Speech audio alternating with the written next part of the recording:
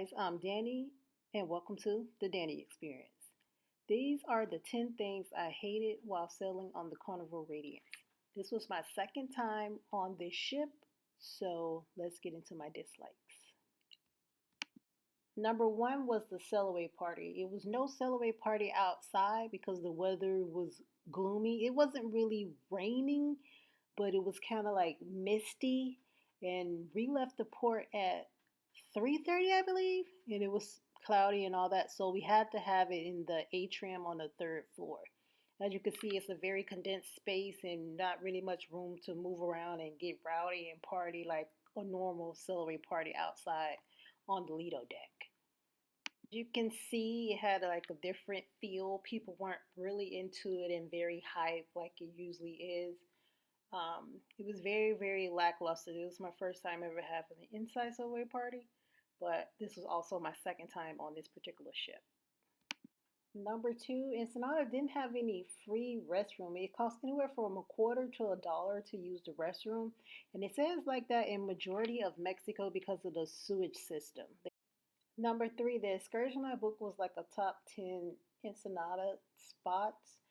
The excursion didn't stop at 10 places. I think it stopped at maybe about 3 or 4 places. Some of them was drive-by cathedrals and stuff like that. And it really didn't live up to the name, so I don't know why it said that it was the top 10 of Ensenada, but they need to change the name for that. Number four, the outdoor market. As you're walking up to the Bufadora, felt like we were in an auction, like we was walking through like a flea market of some sort, if you're familiar with flea markets, but this is just outside. And people are hollering at you from every which way, trying to get you to buy something from their stand. Some of them are selling the same thing at different prices and stuff like. It's like so much going on out there. It's like a hassle. And it just feels like overwhelming because there's a lot of people already out there walking around too. And then all these other people are yelling at you to try to buy something from them. It's just very annoying. Number five, the actual excursion didn't last at the time it said it was going to last. I think it was supposed to be from 9 to 3:30 or 9 to 4, and they ended up bringing us back at 2, and we did not leave at exactly 9 because they were still waiting on some people to get off the ship and stuff. And mind you, I paid $74.99 for this excursion. And number six, I didn't like the repetitive options in the main dining room. They kept like offering the same thing.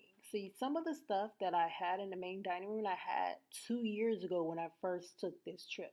I think they need to switch it up a little bit. Some stuff is good, like that soup and that chocolate molten cake, but some stuff they need to switch it up and give us different options. Number seven, they need more excursion offers in the port cities that we dock in because the same excursions that's offered over and over wouldn't be attractive to someone who already took this ship before and they want to try something new. And between my first time and my second time was 2 years and it's still offering the same excursions. Number eight, I didn't like that the side restaurants closed so early. They closed at like 5 or 6 o'clock. Like Guy's Burger and Blue Iguana closed at like 5 or 6 o'clock.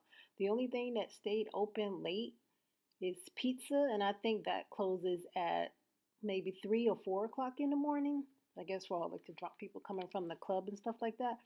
But all the little mini side restaurants, they close pretty early.